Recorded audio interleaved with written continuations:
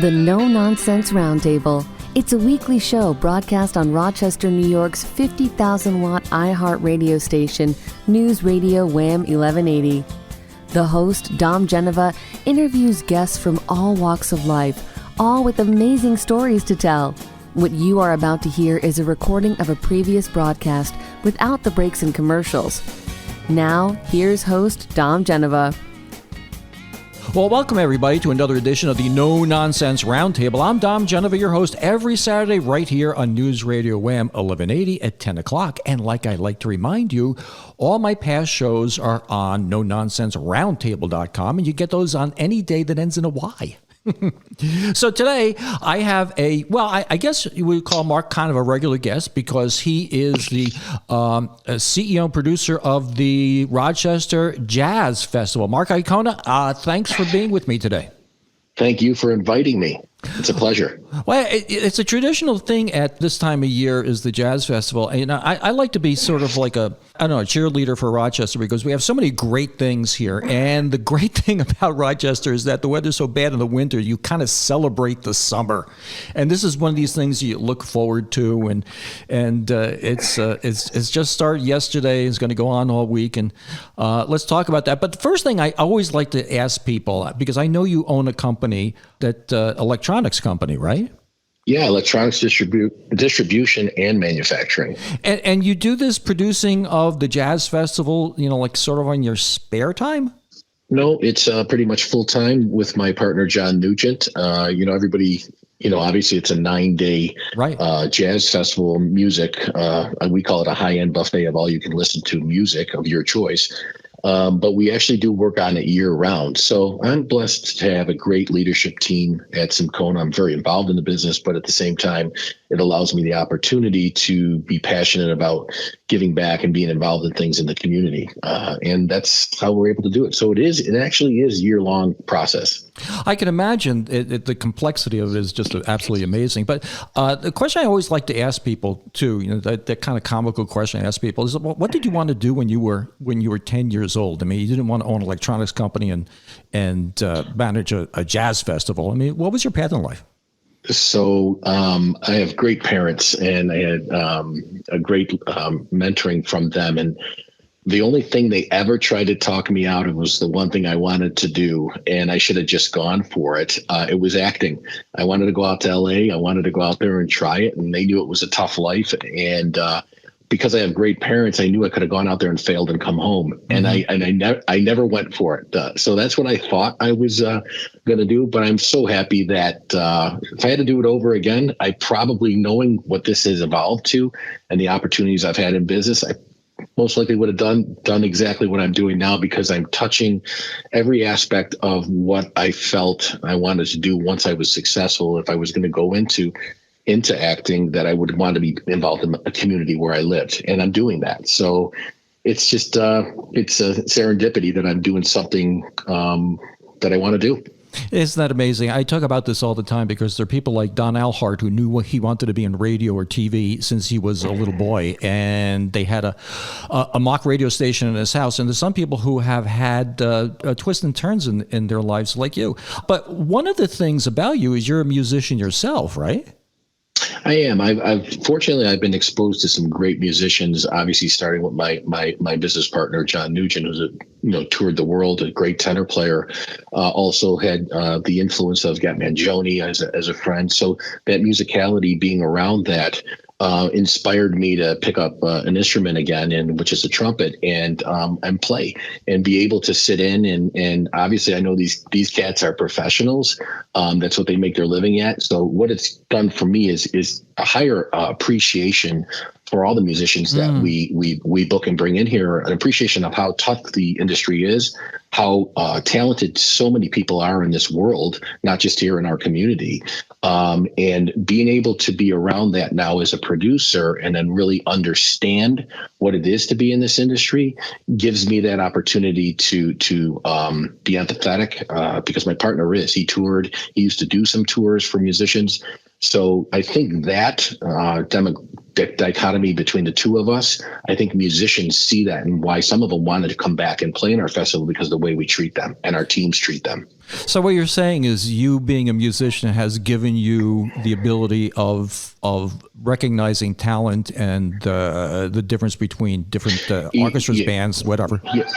Yeah, my ear has actually been fine-tuned because of the people that I've been around now being involved in this festival. So, it's tough because you always want to be humble. That helps me because, when I'm hearing music now that appeals to me in a different way in terms of the level that someone's playing at, I always say to myself, you're not the professional. You may have professional ears, but you're not the professional. So it humbles me before I make any kind of, commentary. However, there are some phenomenal musicians that are out there that can talk the talk because they're able to play at that level, right? So my ear has definitely become fine-tuned over the last 20 years. It's like a chef knowing what the flavors are before he makes the food, I would think. Yeah.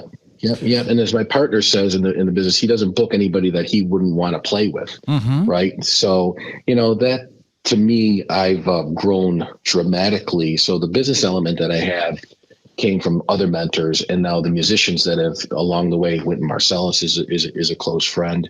I've gotten to know Bobby Colomby, who's been, the original drummer in Blood, Sweat, and Tears, a mentor in a different way with regards to the music industry and production. So those combination of, my partner John, as well as Wynton and Bobby Colomby, they're different aspects and different views that have really helped me grow in my knowledge. So how long has a jazz festival been around, Mark? Well, we started in 2002.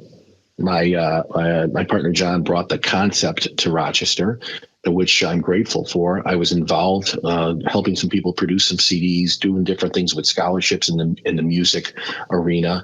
And when he brought the concept, it was something that I said, I need to get to meet this individual. I just don't want to be a sponsor, only a sponsor, not just only a sponsor. I want to be involved and make sure that this festival, if it's got some type of momentum in this first year, I want to make sure I'm involved in it in year one behind the scenes.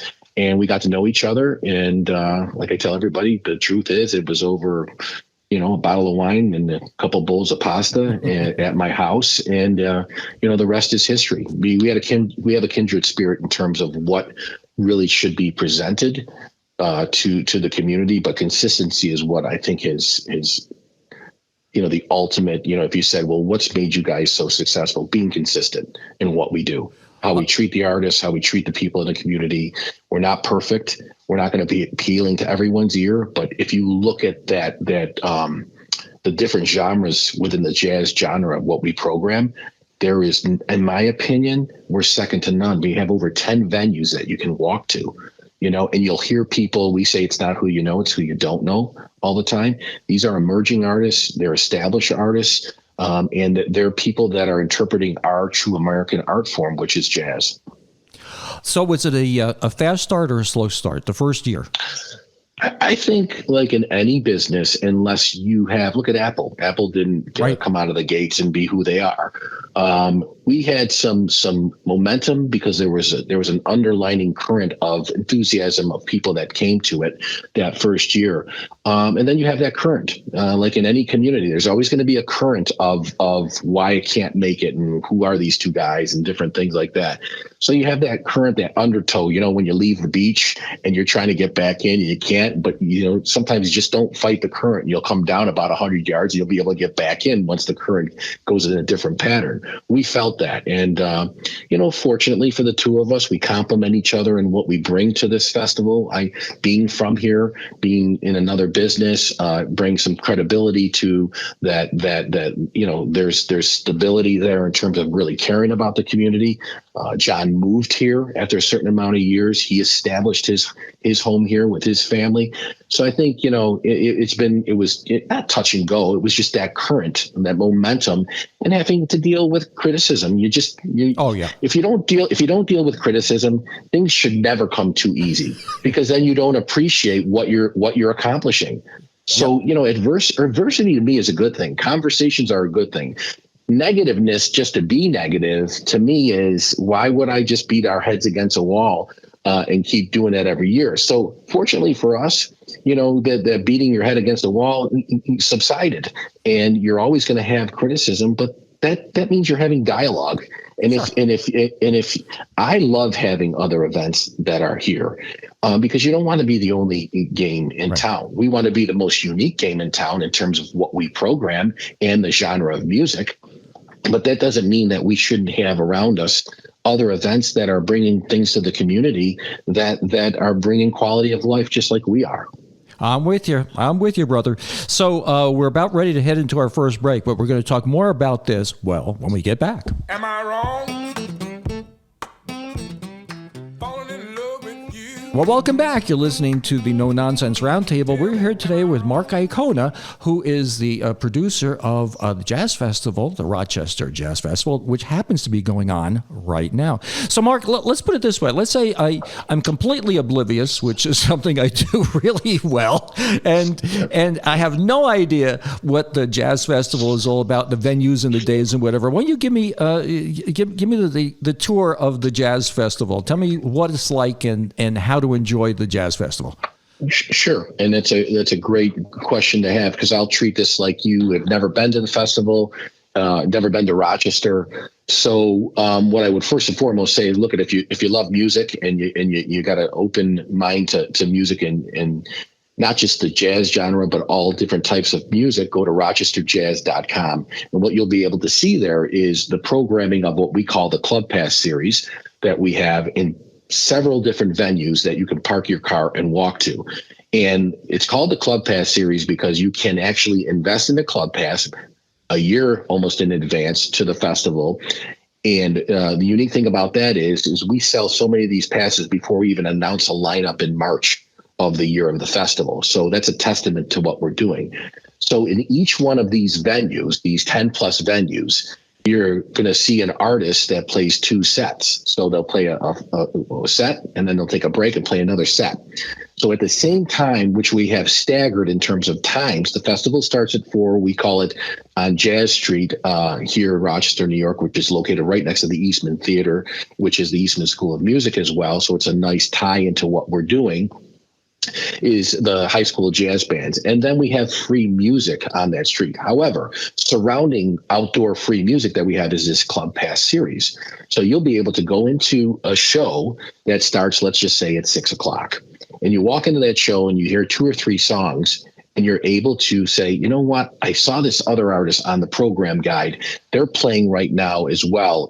I want to get over there and I want to listen to them. You're able to leave that venue and go in. You have the pass. The pass doesn't give you front row seatings. All the pass, it's all general seatings. You still could pay at the door. But if you invested in the Club Pass, over the 9 days, it averages less than $15 per show. Now, the artists that we're bringing in play all over the world, all over the country, and most of them play in, the East and the West Coast or in Chicago. You'll see these artists, and you'll have to pay if you're playing in a metro. If you're going into a metro city, you know that you're going to be paying probably more to get into that gig. You're going to have to pay for a hotel to go there. The cost of entry into this festival and to spend and invest the time to listen to some great musicians over the 9 days is ridiculous in our eyes. And that's what the comments that we get. So you're able to get a club pass, a 3 or a 9 day club pass. Use this pass. It's shareable. So it's not like an airline ticket where it's assigned to you. And if you're not going to go on that flight, you can't give it to somebody else. Right. So that's the beauty. We made it shareable a bunch of years back because we said once we're established, we'll be able to do something like this. In order to get established, we had to make it so they weren't shareable. However, those days are gone. And you can also pay at the door to get in. What the pass ensures you is a phenomenal value and access to all these venues. Then we have a headliner series. We have 4 shows this year that are in the Eastman Theater, which is a very large venue, over 2,000 seats that you can pay for tickets to go to that. And then outdoor, we have all free shows during the 9 nights on Gibbs Street for 9 nights. We have a pavilion that's sponsored by Wegmans, regional professional artists and local artists in that venue. And then we have on Parcel 5 starting Wednesday, since the festival's already started, but not until Wednesday, through Saturday, where we'll have 2 shows that are free that are headliners, where you'd have to probably pay an average ticket between $35 to $100 to come and see these artists that we're providing free to the public And then once again, from the support from the city, as well as the county and Wegmans as well, Parcel 5 will be used again. So there's an element of all different genres of music outdoor, but the element of jazz and the different genres of jazz is what we're really, this is the core of who we are in those indoor venues. So all the way from the prestigious Kilbourne Hall, which is part of the Eastman Theater and Eastman School of Music, to Montage, which is a smaller venue. We have eclectic type of venues, as well as the historical type venues where you can come in and enjoy some fantastic music. I think this idea of the club pass is brilliant, because you're not investing a bunch of money and seeing a performance and then saying, I really don't like that. It's more of like a buffet. I mean, you can just go pick out what you want. It is. And, from time to time, my partner and I have gotten, comments like, I can't believe you booked this artist at the same day at this year because I want to see both of them. Those are great. Those are great criticisms, right? So that means people are really looking forward to coming out. And again, like I said, we say it's not who you know, it's who you don't know. But at the same time, you're going to have, artists that are Grammy Award winning artists in the jazz industry as well. So, to me, I'd have to say we're second to none. I'm not being egotistical. No. I look at what's going on. Other jazz festivals are phenomenal. They're great. They have their own personalities. Our personality, to me, is more of it's really in depth in terms of the Club Pass series, but we open up to different types of music. But that Pass series, like you just mentioned, I'm not sure anyone is as unique as we are that you can walk to every one of these venues. We have a lot of respect for NOLA down in New Orleans, and we have a lot of respect for Montreal Jazz Festival. That's grown quite a bit, and it's obviously bigger than we are. But you actually have to hop in your car to go to most of the venues, right? And a lot of people don't mind. A lot of people don't mind that, but there are people that really truly enjoy parking their car and being able to walk to all these venues. Well, I know in Gibbs Street, everybody there with their lawn chairs sitting in the audience there, and you could sit there all afternoon. I mean, it's great. The couple of times that I've been to the jazz festival, right? And families can actually say that they saw their son, their daughter play, their grandson, their brother, their sister, their niece. They come in and they say they played at an international jazz festival because they were part of the high school jazz bands. We're about ready to go into a news break, but before we go into the news break, I mean, a couple of really basic questions. I mean, how many people attend the jazz festival? What's it getting up to? Well, we want to be the best at what we do, not necessarily the biggest, right? But we're around a couple 100,000 people based on the footprint, that we have over the 9 days. Well, that's something to be proud of. I mean, because they're not only going to the jazz festival, but they're also in hotels, or they're eating food, or or whatever. It's good. It is good for the reputation of Rochester. Like I said, I'm a little bit of a fan of Rochester, a cheerleader for Rochester, and it's more than just just lake effect snow. This is a pretty darn good place to live. So, like I said, we have to take a little moment out and inform people about what's going on in the world, and we'll be right back after this. Well, welcome back. We're talking to Marc Iacona, who is the producer of the Jazz Festival, which happens to be going on right now. So one of the things I'm curious about is that there's jazz and then there's jazz. There's jazz and there's different types of jazz. Would you give me a little bit of the, like the Jazz 101? What is jazz and how it's different from other jazz? Sure. So you've heard me before in our conversation earlier refer to the different genres within the jazz genre, right? But when you look at it, if you step out of it and listen to it, really what jazz is, and both John and I always say this, it's creative improvised music. So what I love about this music is that, and not taking anything away from any of the other genres of music, and if you do interview many jazz musicians, you will see that many of them were classically trained. Right. So, and which gives them the ability and agility and to be able to work around music, to be able to improvise, because their articulation to me is what jazz is all about. It's dialogue back and forth, musicians talking. And that's what solos are. But the classically trained musicians, which I'm very, I would say, envious of in a good way, is that they've learned the mechanics. They've learned not only theory, but the mechanics of music. And then to be able to segue over into freer, more formed music, which would be jazz, creative, improvised music, to me is a skill set, is a gift. I think that everyone, you just can't, you have to have something in you, innate in you, to be pulled out and to be able to develop into this. Just like if I wanted to be a brain surgeon, I could have passion behind that. But if I don't have this innate gift inside of me to be able to deal with different things on how to manage what I do and how I'm learning how to do brain surgery and the medicine of it, you're just not going to get there, and you have to accept that, right? So I think in any profession, you could argue the point of what I just said. So talking from creative improvised music with the jazz, there's like you were talking about before, bebop, big band, gypsy, hard, cool, Latin jazz, free jazz, fusion, avant-garde, right? Modern jazz, and, which they, smooth jazz, which was something big that everybody kind of, listens to.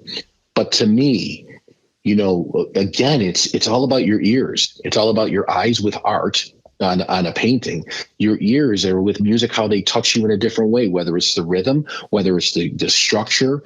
But when you have guys taking solos, what I love about jazz is there's a head, right? It's the form, it's the melody. So a song will start and it's the melody, and it's a song that right? So on the sunny side of the street, which is a standard, right? You'll hear the song, you can hum the song, but then what happens is the musicians will play the head. They'll play the melody one or two times, and then what they'll do is what they call trading, right? Whether it's trading fours, trading eights, or they'll just take the melody, the head, how many bars that is, 12 or more, and they'll play that solo based on that chord structure. But that's their communication and their articulation and their vocabulary. That's the one thing that a gift that's been given to me by working with my partner is, in being exposed to so many other phenomenal musicians, being in this festival now, is to learn their articulation. And they have so much vocabulary because it's their living, right? So I look at it as like, if you speak a second language, you can be pretty I don't want to say dangerous, right? But you can be pretty effective if you have a high school all the way up to high school education in a different language, right? You can be out there and you can communicate, right? So it's the same thing with improvising in dialogue, so that as your vocabulary grows and your confidence grows, you're able to have this dialogue between musicians. And then what happens is after the solos, they come back to the head. Okay. And then you have the melody and they finish. So the cool part about that is, as you grow or in your learning of hearing, so the one thing is you don't have to be a musician to understand and appreciate and love jazz, because you understand, if you have a good ear and your ear grows, what the musicians are playing and which ones that are emerging in terms of their skill set. I'm not talking about an emerging artist that is phenomenal and it isn't known, and all of a sudden they emerge. That's what we have here. I'm talking about an emerging musician as they're practicing and becoming better and better. Their vocabulary, their dialogue. So in a solo, and I'll finish with this, is that the cool part is someone will start a solo and it will start with a certain kind of a structure, and they'll put something in that dialogue while they're playing. When that solo goes to the next musician, you'll see they'll grab something of their solo and they'll begin with that. So they're just tied in fluid together. And then the cool part about it is they're free, and then they come back to structure. Starts with structure, goes to freedom, goes back to structure, which is really cool. And that's what drove me to really liking this genre of music.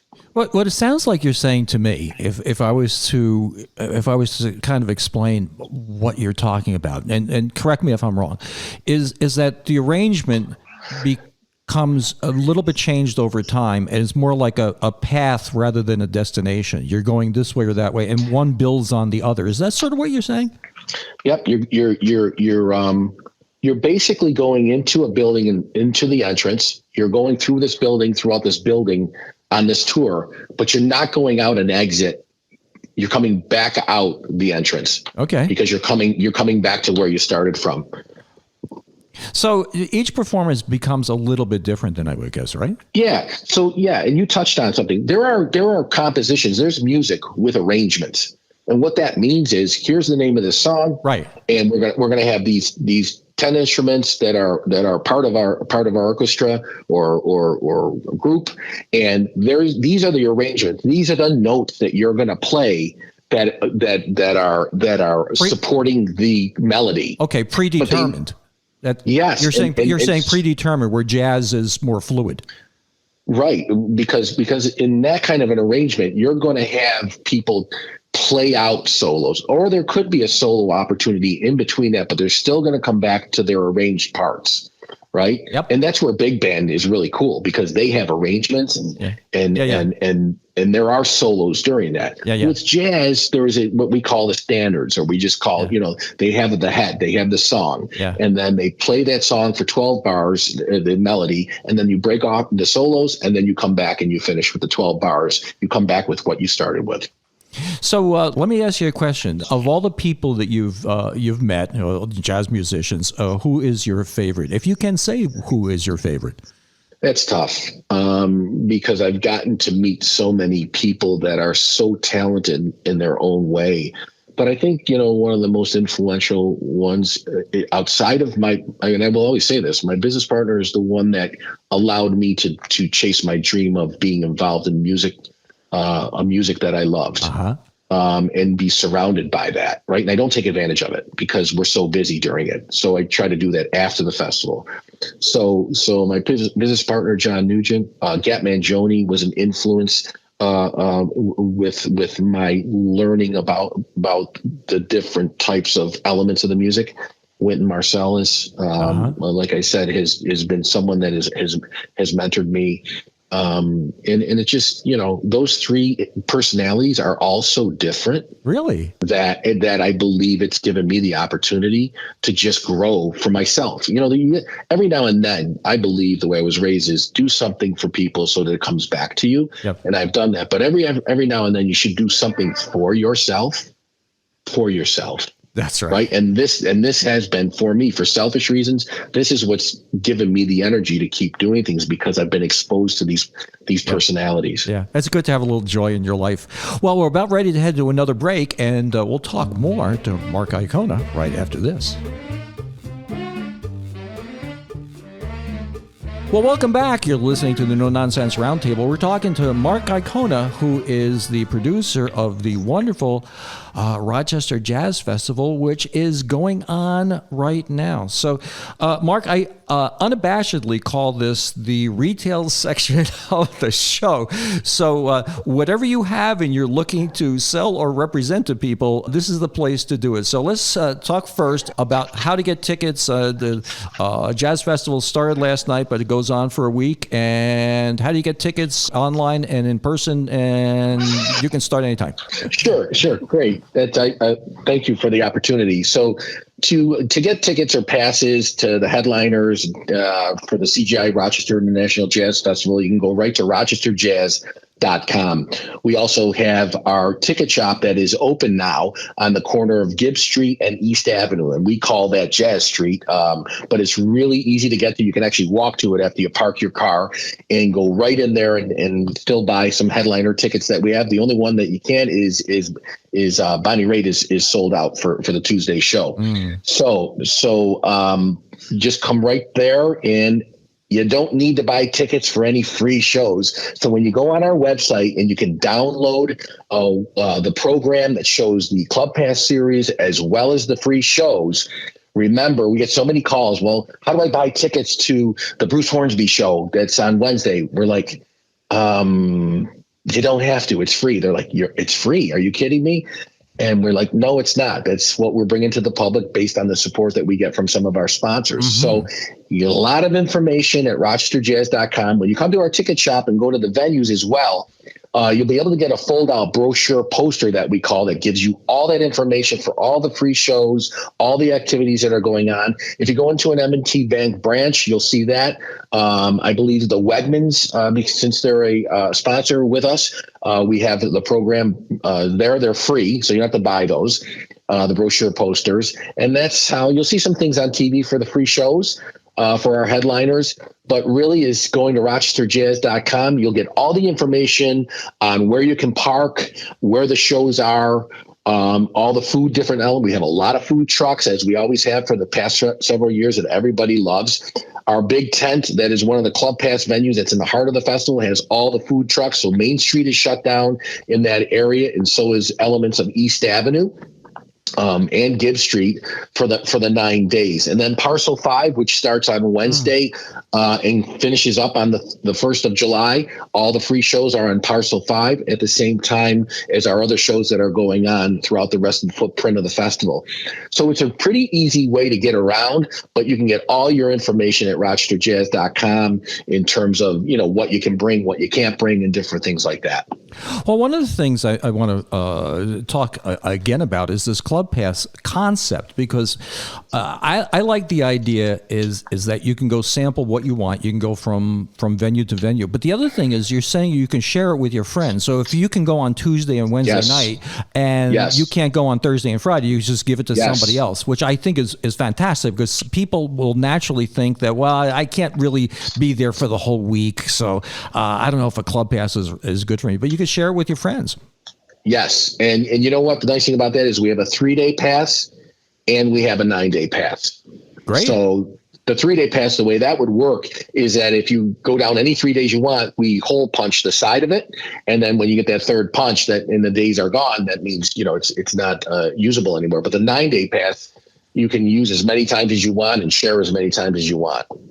So when you're talking about jazz music, what is your favorite type of? Is it the cool jazz or the bebop, or what do you like yourself? Is it Dave Brubeck and that type of? So I got to watch myself when I answer this, because I have friends that obviously are alive that are professional musicians. My influence. Do you have a favorite child? Is that you? Are you saying I just asked you if you had a favorite friend? Yeah, that's right. I'm sorry. But really, it would be where I was really influenced is the bebop era.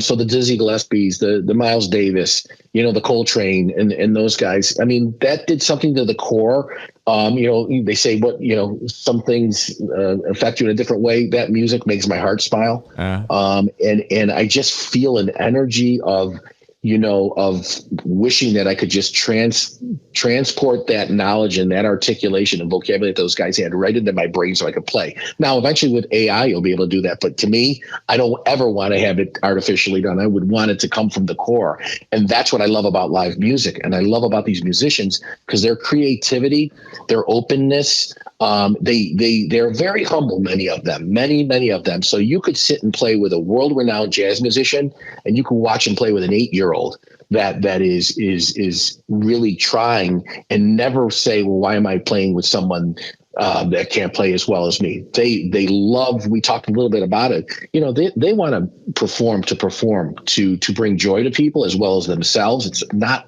necessarily all about the money, even though it's it's a form of income. So to me, the bebop is really what got me. But my ear is open to any type of genre of music, pretty much. But I just gravitated toward this art form because I just feel alive when I listen to it. Well, let me ask you a silly question, though, because you mentioned Dizzy Gillespie. Okay, the horn that pointed up toward the ceiling, was there anything to that, or did he just break his horn at one time? No, I think there's many different stories to it, but in my opinion, it was really about the sound, right? So when he's playing, that sound is going up and around versus right at you. So the horn is a powerful instrument and a very unforgiving instrument. To me, it's armature. You can sit down at a piano and play. You have to be very talented, and you have to remember, right? You have to be creative. The saxophone, a different armature with your mouth. The horn, in my opinion, is the most. You have to play that every single day almost. Right. Because when you don't, the armature that's needed to play a horn and play the notes at the register that some of these cats play at, you have to, it's an extension of you. Well, and if you talk to trumpet players, the professionals, they will tell you that it is an extension of them, because it's a blessing and a curse at the same time to be able to be a phenomenal trumpet player. Well, at one time, Louis Armstrong split his lip, right? I mean, he couldn't play. I mean, well, yeah. I mean, it's like breaking your hand and being a piano player. Yeah, you can't split your lip and play. Nope. So we're about ready to, unfortunately, sign off here. We have just a couple of minutes left. So other thoughts about Rochester, the Jazz Festival, what to look forward to, and maybe next year? Is there changes for next year coming up? Or I think the one thing that I can always say is we're going to be consistent on what we bring. If we get the support that we're needed, we're going to bring that. We always have a different element of something that is a new venue or a different area that we use within the footprint. However, it's really about consistency of what that's why people buy that club pass before we even announce a lineup. Right. No, and you're right, because what happens is that you get a reputation, and people buy things they love. So they go to the jazz festival. If they love it, they'll come back and they'll tell their friends, and that is the whole holy grail of marketing. And God bless you for what you do, and you are adding to the culture of Rochester. Like I say, my expression is there's some people and places and things that have woven their way into the culture of Rochester, and God bless you for that, because the Jazz Festival has certainly done that. So, thank you. We have a great team. We are blessed to have a great team, an educated artistic community as well. But we have a great team and great sponsors, and just we get that energy. So all I can say is thank you for the comments, and to everyone that usually does come down. Looking forward to seeing you again. And someone that has never been here is come down. You will not be disappointed in terms of thinking that it's this small little thing I'm going to. The element of this festival and the energy that's behind it, in my opinion, is second to none in terms of this jazz festivals that are out there. And you won't be disappointed. You got to give it a chance. And the thing is you have many venues to go and check out, and you'll hear something that's appealing to your ear. I know you will. Well, thanks for being on the show. And at that, if it's Saturday, it is the No Nonsense Roundtable, 10 a.m. right here on News Radio WHAM 1180. See you next week, everybody. Thanks for listening. Tune in 10 a.m. Saturdays on News Radio WHAM 1180 or stream at wham1180.com. Don't forget to like and subscribe, and we'll make more.